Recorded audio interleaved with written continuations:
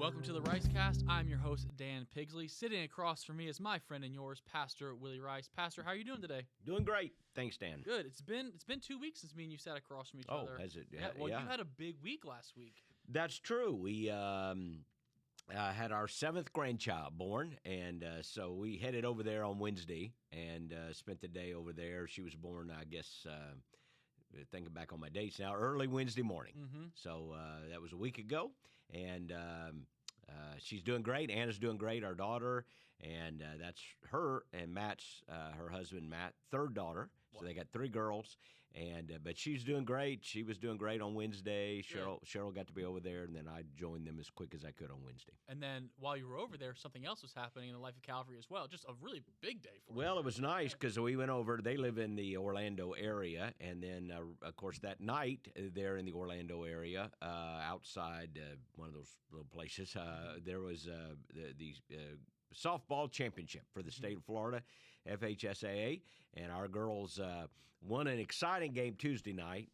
They were behind and really had to come behind and win, pull it out, and then Wednesday night played the state championship against a team from up in Panama City, I think, and they got it done, won their 4 straight state championship games. Mm-hmm. They finished runner-up last year, but 3 out of 4 state championships. Amazing.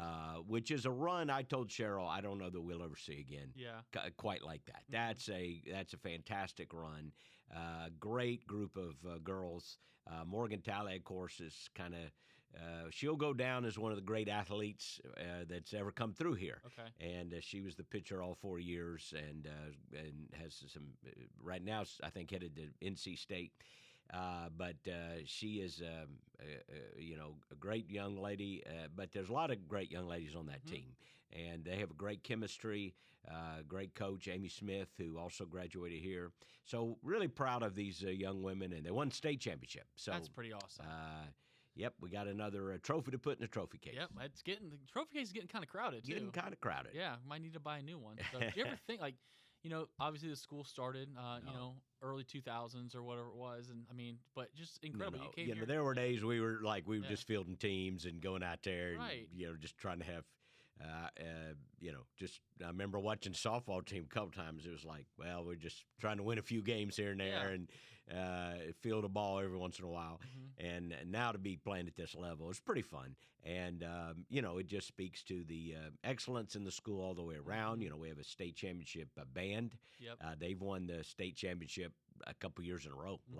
Like they just kind of expect to win it. And they do a great job there under Michael Martell. And that band is fantastic, And so it is just the sports, the arts. We're grateful. But, of course, our focus is really spiritual and creating a great environment for these kids to grow academically, but also spiritually. We had graduation Sunday night, and graduated a huge senior class, and so and also celebrate all our other graduates we have kids in some of our public schools and homeschooled and all that. We love them all, and I think most of our campuses had some graduates to celebrate. So anyway, it was a big weekend, and it's been a big week, and we're very grateful. I love it. Well, we do have something coming up in the next 2 weeks that, I've been. It's called the Southern Baptist Convention, and it's a big conference that happens once a year. And so, what I want to do is I want to just kind of spend the next 2 podcasts just talking about what this is. And so today, just for someone who is just walking through the hallways of one of our campuses and they were to hear we are part of the Southern Baptist Convention, how would you explain what that is to someone?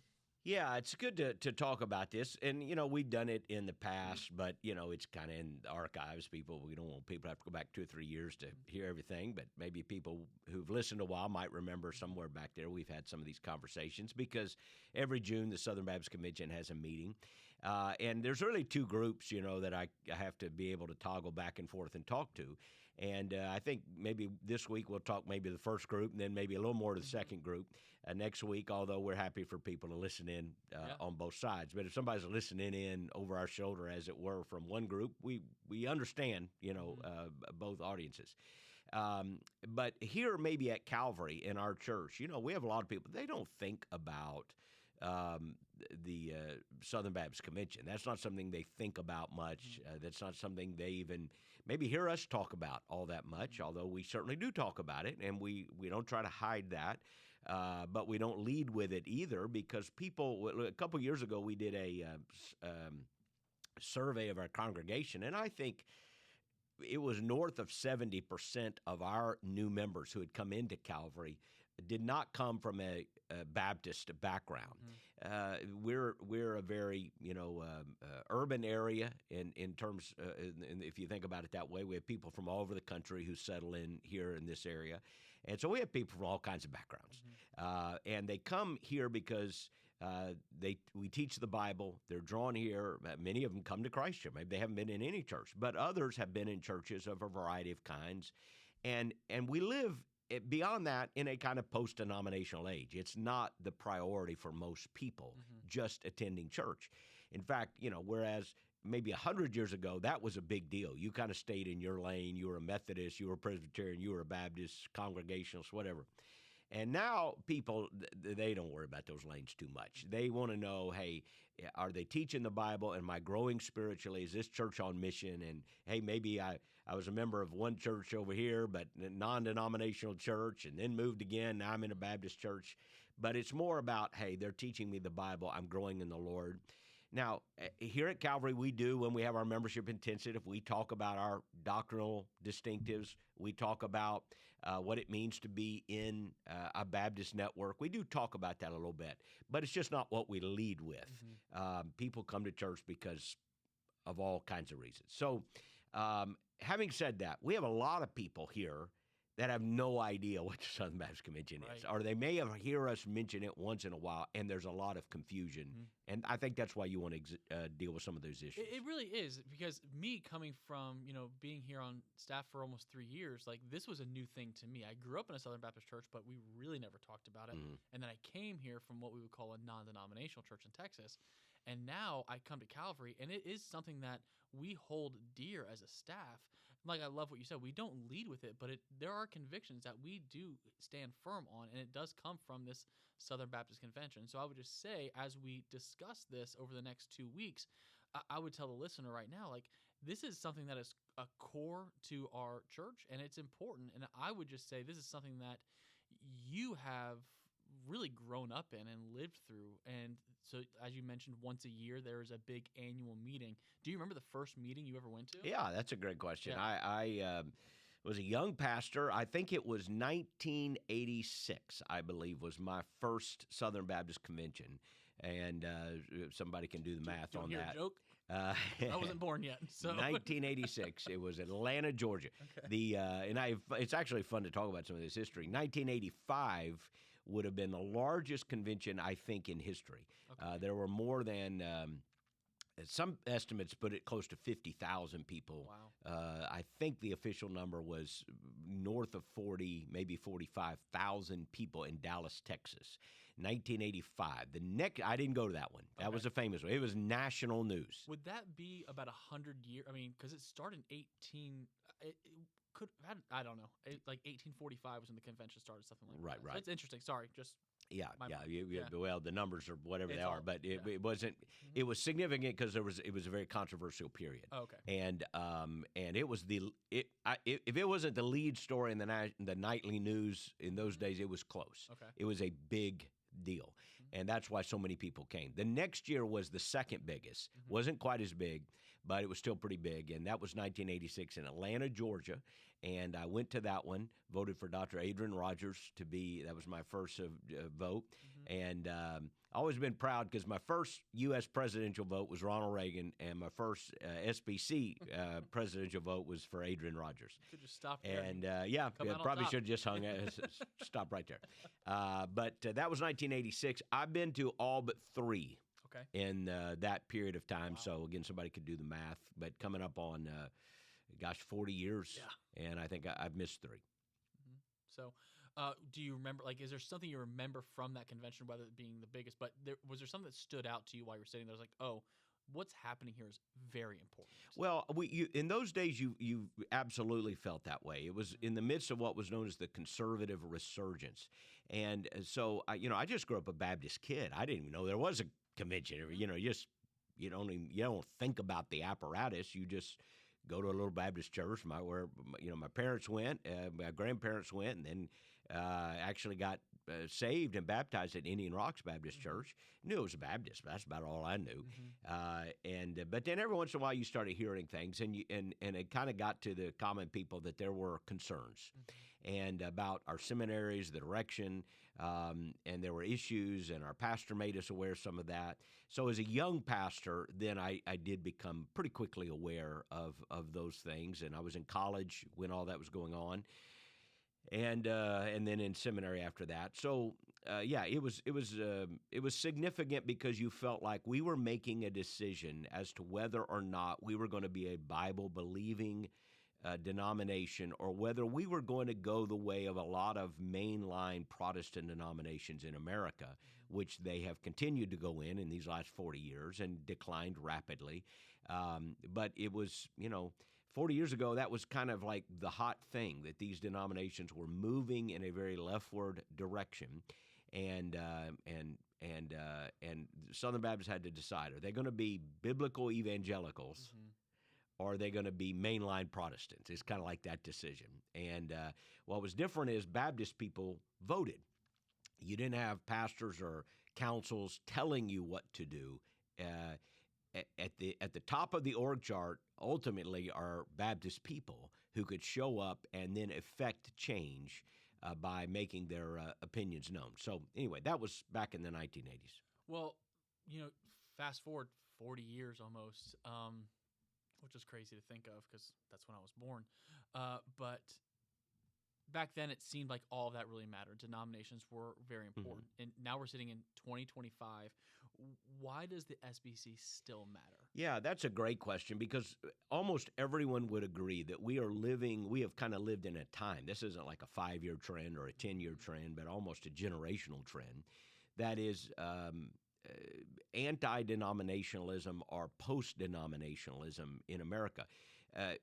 Even churches that have a denominational affiliation, as I said, they don't lead with it. Right. You don't even know it. You just go, join the XYZ church, and people don't even care sometimes. I'm talking about common, ordinary people. Now, later on, they might care when they find out some things going on. But initially, they just want to know, hey, does this church minister to my family? Am I growing in the Lord? Are they teaching me the Bible? And if so, I don't worry about all that other stuff. But why does it matter? Here's what I've said to new members for about a decade here. First of all, it tells you who we are theologically and where our roots come from. And we could talk about that for a long time, but there is a Baptist or Baptistic theological foundation. That is, there is some convictions that caused us to be identified as Baptist people. So denominations, if you push them back far enough, it comes from certain particular doctrinal convictions that mattered to people. And you can tell by the name Baptist that the idea of believers' baptism and a regenerate church membership were pretty important to those people going back several hundred years. So first of all, it does give you a sense of where we come theologically and where we still are. Even if for a lot of people that is lost, that nuance between this group and that group, that maybe seemed like a little sophisticated nuance. It's not that sophisticated, and it is important, but it's lost on a lot of people. I don't know that the average person out there can tell you the difference between a Baptist, Methodist, Presbyterian, Congregational, and they're not thinking about it that much. They know a little bit. And we don't want to make those differences to be divisive in the sense that there's arrogance or there's a lack of cooperation between believers. We do want to say, hey, here are some doctrinal distinctives we think are important. The second thing I think is important is it's the way in which we've cooperated to do missions. What makes Baptist a little bit different from most other denominational groups is this conviction about the autonomy of the local church. Whereas, in fact, some Baptists don't even like being called a denomination, and you can kind of split a hair on that. But whereas everyone else thinks of a denomination mostly top down, or like you're building a pyramid. You know, you have the congregation, then you have the local congregational leaders, and then somewhere there's leaders outside the local congregation who run a bunch of congregations, a bishop or an overseer of some kind. And then up there, somewhere up the food chain is, you know, the grand poobah who's running, you know. It's kind of like we think of when we think of Roman Catholicism, where the Pope is at the top and the cardinals and all the way down to your local priest. Well, Protestant churches, non-Catholic churches aren't organized like that, but sort of like that, you know, sort of like that. And Baptists have this conviction that that's not what the New Testament church looks like. That if you read in the New Testament, the church is a local congregation of baptized believers, a local group of people who banded together to say, we're followers of Christ, we want to be on mission for the cause of Christ. And so Baptists believe very strongly in what we call the autonomy of the local church, which means, as I explained to our new members, it means there's nobody outside of Calvary that is the authority over Calvary, other than we want God to be the authority. He's the head of the church, and therefore his word is our authority. In other words, there's no human authority. There's no one out there saying you must do this and can't do that. Or practically, we own our own buildings. We own our own property. We determine our own programs and ministries. There's nobody telling me what to preach or not preach. You know, there are plenty of people making suggestions out there, but not just denominationally. Right. But nobody says, hey, you got to do this. You can't do that. You got to have a VBS or you can't have a VBS. Nobody does that. Each church determines what it's going to do. So Calvary is governed by the process of Calvary. And we have our own bylaws, our own corporate church, so forth. So that's what's different, you know, for people who maybe grow up in a Methodist background, for instance. We've heard a lot in the last few years about the Methodist church struggles and the divide that's going on between what is now going to be the United Methodist and the Global Methodist. And that's a fascinating conversation. But one of the dynamics that's played out in that controversy is that local Methodist churches had to navigate the fact they don't actually own the building. Like, they don't control the assets. So there had to be a kind of negotiated out for the Methodist churches that wanted to join the global Methodist churches. And in some cases, I'm certainly not an expert on this, but in some cases there had to be like an agreed upon payout, you know, and like there's this time period when churches could vote to move. But the point is, they couldn't just do it on their own. In Baptist circles, it's completely different. Baptist churches are all self-governing, autonomous, independently operating churches. And that makes the Baptist network very, very different than what most people think of when they think of denominations. No, that's good. You mentioned two things right there, and I want to do a little bit deeper dive on both of them. One was the autonomy of the church, and I think that's very important. I want to just put a pin in that for a second, because you also mentioned missions. And for the average individual who's walking, you know, through the hallways of Calvary or whatever church you attend, can you help us understand why we should give through a cooperative program like the SBC instead of just, you know, writing a check directly to a missionary? Yeah. Both do they both do great things, but help me understand. And many why we churches need obviously do Right, that. yeah. And of course, Baptists for years were sending out missionaries. So here's what I would say. Let's pretend you're starting from scratch. They're just starting from scratch. You're like, whatever. We're going to start over. We're going to, you know, which people do, you know, we're going to do it the right way. So they got a whiteboard and they start out and they plant a church. It grows. God is blessing, you know, now you've got a sizable church. And at some point you realize, hey, but we need to support missionaries too. The Bible says, go into all the world. All right, how are we going to do that? Well, maybe you have a family in your church that feels all of a sudden called to missions. Okay, great. How are we going to send them? Like, practically, how are we going to send them? Like, who's, like, okay, it's one thing to just pray over them and send them out, but like who's paying? Like, how are they getting paid? Do they have health insurance? Like, is there anybody overseeing them? What if they have trouble overseas? How are they going to learn to speak the language? I mean, there are 1,000 logistical issues. Now, in the past, people would figure it out, but as you can imagine, it's an inefficient process for each person to figure it out. And then you have these independent or non-denominational mission sending agencies that have cropped up, which is fine. Although you can say they're non-denominational, but the reality is all of them have a doctrinal statement. If I told you the XYZ missionary sending agency will send our people, well, you'd want to go, well, what do they believe? Right. Do they believe what we believe? And so forth. So years ago, and actually we're coming up on the 100th anniversary of what is known as the cooperative program. But even before the cooperative program, what Baptist people did is said, let's organize so that we can send out missionaries together. Let's create a what was once known as the Foreign Mission Board, now known as the International Mission Board. And this board will help us be the conduit by which we can send missionaries. And we can do more if we all work together. That way, every church can contribute. Maybe you don't have a family going out right now.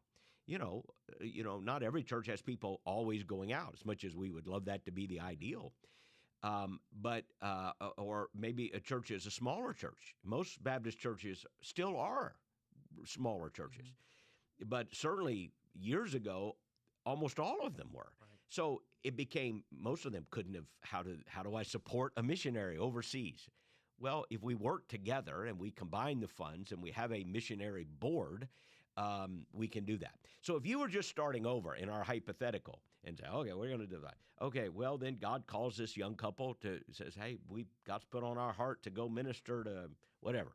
And you say, great, go send out. Well, you would need a process to send them out. And at some point, if you had a couple going out, you'd go, man, now we need a formal process. Wouldn't it be great to have an organization? And then you begin to realize, hey, we want to plant churches in North America too. And then you begin to go, hey, we need a process to educate the young pastors. Like, how are they getting formal training and formal education? Before long, even if you call yourself, quote, an independent, non-denominational church, as many do, and you were in a church like that, which was a very great church, by the way, fantastic church. But even churches like that begin to go, okay, where are we going to send the kids to get educated? Where are we going to send the missionaries to get supported? What organizations are we going to plant churches through? So even those churches are really denominational churches. Like, it's just a different kind. You say, well, we're non-denomination. Well, that's a denomination. Right. It's kind of like, and a lot of them are Baptistic, by the way. If you go to their theology, they believe in a regenerate church membership. They baptize by immersion. So, a lot of people come to me and go, well, I'm in a non-denominational church. And I go, okay, wait, do you baptize people by immersion? Yes. Do you believe that only baptized professing believers can be a member of the church? Yes. I go, congratulations, you got yourself a Baptist church. Because they're Baptistic, right, even if they organize themselves differently.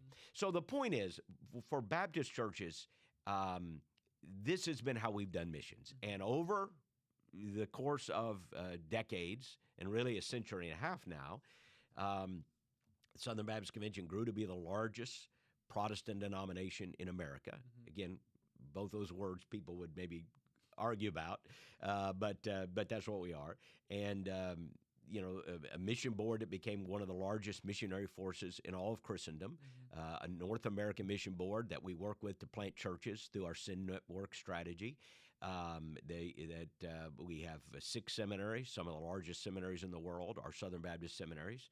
And so we have these various entities and agencies that have risen because of our cooperative work. So the big answer to the why is because it allows us to do missions nationally and internationally, where even if we didn't have that, we would have to find another way to do it. Right. Talking about those churches, even individuals who shy away from the name Baptist, like a lot of them are Baptistic in nature, but they shy away from the name Baptist. Why do you think that is, and what happened? Yeah, that's a great question. And honestly, you'd need a Baptist historian on here and people with church history, because what you have in America, you have this Baptist movement going back to the 1600s, I think, where people started using the name Baptist, and you have Baptist confessions that are that old, basically in the second or third wave of the Protestant Reformation. There were guys who opened the New Testament and said, let's try to do it exactly like this says right here. And this movement in America exploded. You see it in Europe. You see some of our forefathers in Western Europe, but boy, in America it exploded. In the Great Awakenings, two groups that really exploded were Methodist and Baptist. It was like that was the right group for the right moment, and emphasizing and preaching the right things. And God used those movements so that the Baptist movement just exploded. Really started in New England, Providence, Rhode Island, as the first Baptist church in America. Even that whole the colony of Rhode Island has a Baptist history.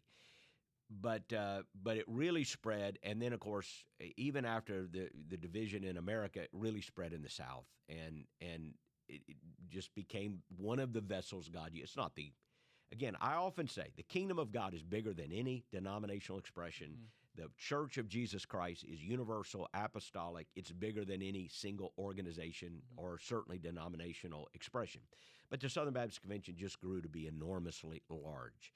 Now, what happened in that Baptist movement is, as if something gets large, and because it's autonomous and not centrally controlled, there's good and bad on that. But because it's not centrally controlled, that name starts, being used by a lot of people who end up being very, very different. And in some cases, like on the right, there are groups that use the name Baptist, and honestly, you wouldn't want to be identified with them. They're very legalistic, very, they came across as just very mean and strident. And we could talk about some of those groups, but most people know, So some people, when they heard Baptist, they just rolled their eyes and saw somebody just angry, mean, antisocial. On the left, if you go up, especially in the north and in northeast, actually very liberal. Became very, a lot of Baptists were very liberal, just like a lot of Methodist churches and others, so that people looked at Baptist groups and kind of rolled their eyes and said, that's just another left-wing group, waving a rainbow flag and whatever. So the term gets used by people, and I think this is true with all denominations. I think so what happened is a lot of guys who just wanted to preach the gospel and reach their community and do gospel work said, I don't want all the baggage of the labels. I want to be involved in missions. I want to be involved in sending missionaries. I like what we believe theologically. I'm comfortable with that. I just don't like all the label baggage, which is why the labels kind of died. And very few church plants anymore use that label. Right. And I understand it. I'm not fussing about that. I wish it could be different in a way, but it's that way for a reason. Well, it just seems like you see. I mean, over the past decade, maybe a little more, people have really shied away from using the name Baptist, and that's. So my next question is it's again hypothetical, but I would like to just hear your thoughts on it.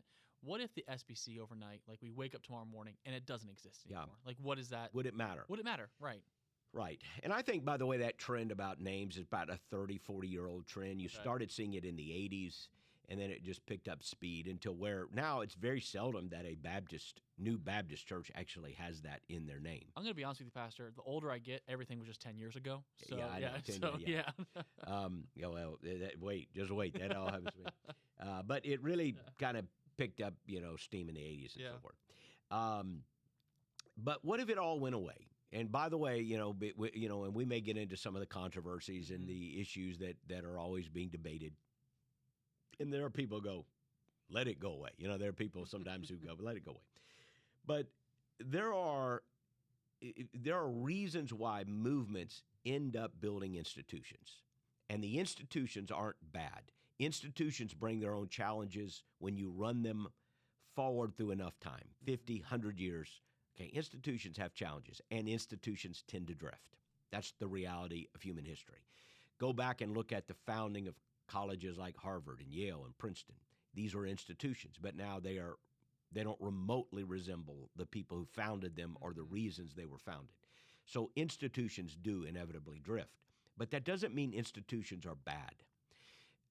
Because I would argue that movements that don't end up expressing themselves in some type of institutional organization probably don't last that long either. They probably fade out over time. The reason that you don't talk about them is because they don't last. They're at 100. I've compared it to, a couple of things like again, I said this recently about something else. It's like IKEA furniture. You may buy something out of a box and put it together, and it's a nice little chair to sit in. but you're probably not giving it to your grandkids. Right. And institutions are something you build so you can give to your kids and grandkids that you want to outlast. Colleges, universities, churches, et cetera, mission boards, all that. So what if it all went away? Well, guess what? We'd be sitting here. We'd still. If it all went away tomorrow, okay, Calvary would still be here. We would still own. You'd say life wouldn't look that much different. But we've got. I don't know the number. Maybe it changes. But we've got like 14 missionaries on the international mission field. Okay, how we got to support those missionaries? I think the number right now is 14 in the international mission board overseas. Yeah. I know we just had 2. Sammy and Mariah have come back home. Right. Yeah. But I think we got missionaries over there. We've planted 3 churches in the last 10 years. So let's assume we're going to plant some more churches, right? We've got all that going. And once we plant a church, we're like, now Calvary maybe could afford to do that, although it's certainly been nice to have partnerships. Sure. But could most churches afford to do that? And even the churches we've planted, like the church at Channelside, where John Antonucci is doing great, by the way. And he's a listener. Every week I get a text. Is he? Oh yeah. Shout out to John and Shay. Yeah, man, he's doing. And people sometimes ask, they're doing fantastic. Yeah. But John would tell you, while Calvary was the sending church and supported them very much financially, and still, I think, is still supporting, he would be the first to tell you there are other churches that jumped in the Tampa Bay area. I know of some, like First Baptist Newport Richie jumped in. My friend Jay Huddleston up there. They said, hey, we're going to send a little bit. And, so I don't know how many churches are supporting John, but several of us partnered together. So the point is, you would still be wanting to plant churches. You'd still be wanting to send missionaries. Somebody, if the Southern Baptist Convention went away, you'd go, well, where are we training the next generation of pastors? And we're trying to do some things here locally, obviously get some things off the ground. But, I mean, we're just getting started. But who's going to train pastors? Where do we send them to go? We've sent so many people to be trained. Southern, Southeastern. Seth Stanley just graduated from New Orleans Seminary with a PhD, by the way. Yeah, he's Doctor. We got our own Dr. Stanley now. Yeah. So but we've had many of our. I'm a graduate, 2-time graduate of New Orleans Baptist Seminary. So where are you going to train the next generation of leaders? My point is, you would have questions about how we're going to do ministry locally, nationally, and internationally. And those questions would be there. So for the average person, the SBC's gone. Great. I love Calvary. Let's just do mission. Okay.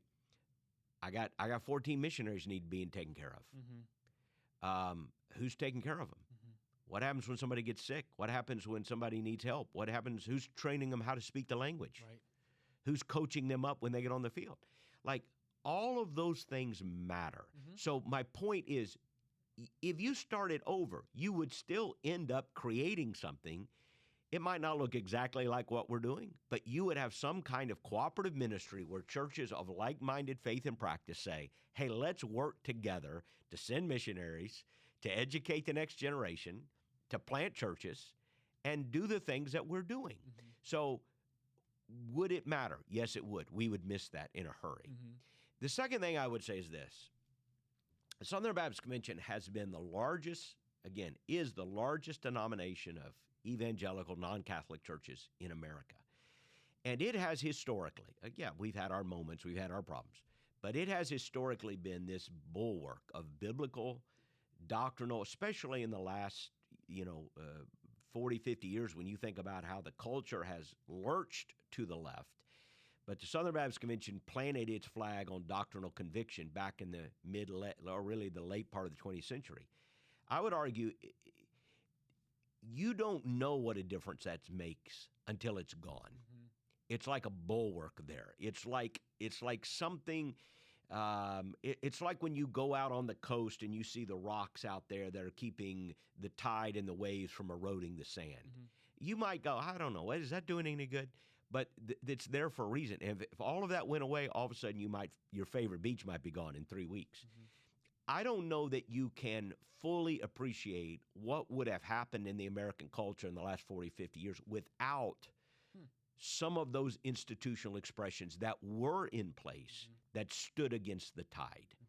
And if you look ahead in the next 40, 50 years, if you just think, hey, institutions don't matter, let's forget about them. There's a verse in Proverbs, and I should have looked it up for the podcast because I can't call the verse but chapter. But there's a verse in Proverbs that I'm going to paraphrase, which is, be careful before you tear down a fence post or move a boundary line, I should say. Be careful before you move the boundary line. It's there for a reason. It's there for a reason. And if you move it, you might think, it's not there for a reason. You move it, you move the fence post, next thing you know, now I'm going to figure out why it's there. Like you take down a fence and go, what's it there? It's just out here in the middle of nowhere. And the next thing you know, a bull is chasing you down the hill, right? And you go, I didn't know it was doing that. It was keeping that guy in.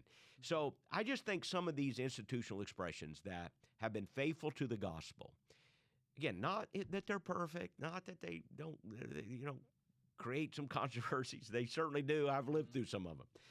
But they have a value, and it's difficult to quantify it, but I think it's important that we have seminaries and colleges and missionary sending boards that are doing good gospel work that our church can be a part of, so that every person who gives $1 to Calvary every week can know that by giving this to Calvary, I'm actually supporting ministries around the world. And that's not just through the SBC cooperative program, although it is. We have a portion that goes there. But it's through the ministries that we cooperate in directly. But they're also, like every mission team we send out, not every, the overwhelming number of mission teams we send out are working with our missionaries who are already on the field. Because that's our mission philosophy. We don't want to just go do a trip and come home. We want to do something that's making a difference, and when we're gone, the people there are still doing it. We want to connect with local churches and national leaders. So we work through our network almost always, like 90%, maybe more, of our trips are all through our network.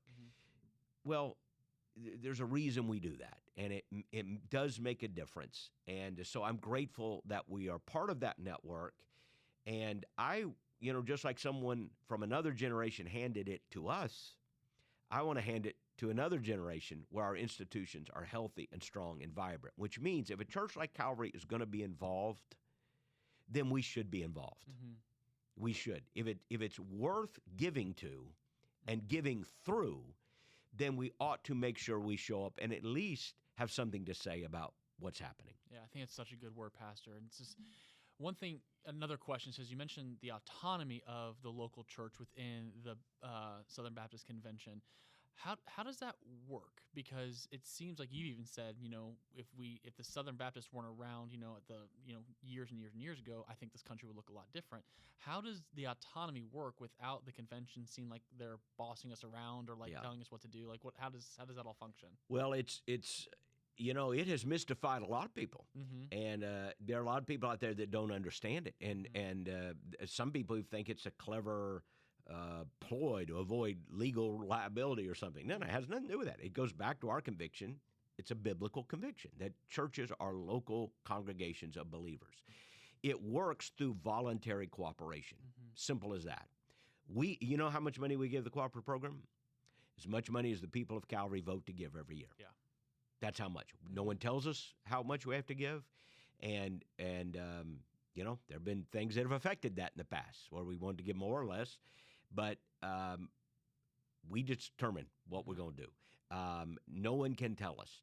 The downside of that is some churches drift away from active participation, and we have, unfortunately, quite a lot of churches that bear the name Baptist, but they aren't really actively involved at all. Some of those still are sending money in, and I'm glad they are, but my guess is if over time there's no degree of participation, at some point there's not going to be any sacrificial investment either. So I think the long term on that is downward. Anyway, I do think there's importance. How does it work? It works through voluntary cooperation. That's the short answer. It works with churches agreeing to work together, and then we have a process where we, for instance, elect trustees to oversee the various boards and be engaged in those boards. We send messengers to the Southern Baptist Convention once a year. We're allowed to send, I think, 12 messengers based on how much we give and so forth. And so we send our messengers. Our messengers go and They can represent our church, and they go and vote on these things and the budget. And, I like having our full group of messengers because I like them to be knowledgeable. I like them to be involved. I want Calvary to be involved. And so we've got a full group going here in just a few weeks to Dallas. I want them to be engaged because if we wake up one day and we've lost the whole thing, I don't want to say, well, we lost it because we didn't try. Right. We didn't try. We didn't try to make sure they were being biblically faithful. We didn't try to make sure they were spending the money in the right way and so forth. So I don't want to be a contentious person. I have disagreed with some things. This is maybe a discussion for next week. And, I'm not trying to be a dissident. I'm not trying to be a contrarian. But I care. I care. And I want to see our convention of churches healthy and vibrant and biblical and faithful. And there are always going to be trends that are at work trying to push you away from those convictional positions. And I think it's a good place to pause this conversation for next week, because next week I would love to kind of talk about those convictions that are really coming to the floor over the past few years with the law amendment, which we'll talk about in detail next week, and the ERLC, which we'll talk about next week. And those that might seem foreign to you. And so I would say, hey, next week come in and Pastor Willie will give us the expert. Well, I'll give you my opinion, and obviously our SBC folks know all about that. Right, yeah. To the people who are uninitiated, you go, what are they? Is Dan speaking in tongues over here? I mean, what's going on? But we'll try to help the uninitiated understand some of the pertinent issues and why we think they matter. And that'll be the week before Dallas. So, maybe some SBC listeners will tune in or something also. But I guess for the Calvary people, I would say this. Look, any church you're in is imperfect, okay? To be faithful in a church over the years and decades means occasionally you've been disappointed. Occasionally, maybe you didn't get what you wanted, right? Any group of people. You could run that down to your family. Like, if you're going to have a healthy marriage, do you get all you? I'm going, right here on the podcast. You do get it. Do you always get exactly what you want? No. A healthy marriage understands. Hey, we give and take. We are committed to one another. It's not about me getting everything what I want. Certainly, that's true in a church. That's true in a family. And now think about 50,000 plus churches. I don't know what the number is now, and millions of people. Of course, we're going to have challenges. And of course, there are going to be disagreements. We can do those agreeably and charitably and hopefully in a Christ-like fashion to make sure that our institutional expressions are as healthy as possible. But we don't just walk away angry because we didn't get our way or something didn't happen. There may be a time you have to do that, but I hope not. I don't want to do that because convictionally I am a Baptist. Right. I mean, convictionally, that's you scratch me open, that's who I am. And so I'm not going somewhere. I just want to make sure we're doing things in the right way. Yep. And so we'll pause the conversation for next week. I do want to mention one more thing before we end today. Sure. And kind of just goes along with this idea of being Baptist and believing in baptism by immersion. This Sunday, June 1st, is just one of my favorite things we do as a church. If you want to, we have our beach baptism this week, which I got an opportunity to pray with a young man the other day to receive Christ, and I know he's going to be baptized. His name's Stephen. He's going to be baptized Sunday, and had a chance to pray with him. And you've got some people there at Seminole, and so it's been fun, especially since Easter, to watch some who have made their commitments to Christ. Some have been baptized, every week, but we do the beach baptism. People get excited about that, and we'll also have a great opportunity to call people to make a decision for Christ. If they haven't made that, step across that line of faith, make that commitment to Jesus, and then go public with it by being baptized. So this Sunday, beach baptism, I'm sure there's more information online about that, how you can sign up if you haven't, and if you need to be baptized. And come Sunday, and come prayed up. Let's pray the Holy Spirit really moves Sunday, and we see people respond to the gospel and make that commitment to go public with their faith in Christ. It's going to be fantastic. So just know that you as a listener, we're praying for you often. We're just excited for just the continuation of just ministry here at Calvary as the Lord continues to bless. And then look forward to next week's podcast. It'll be a great one, just learning a little bit more about the SBC. And excited for Sunday, June 1st. Get to baptize my oldest son. Congratulations. It'll be awesome. So it's nothing better than that. That's fantastic. So it's great. Well, Pastor, I appreciate your time. Looking forward to the weekend, and we will see you here next week on the podcast. Have a great one.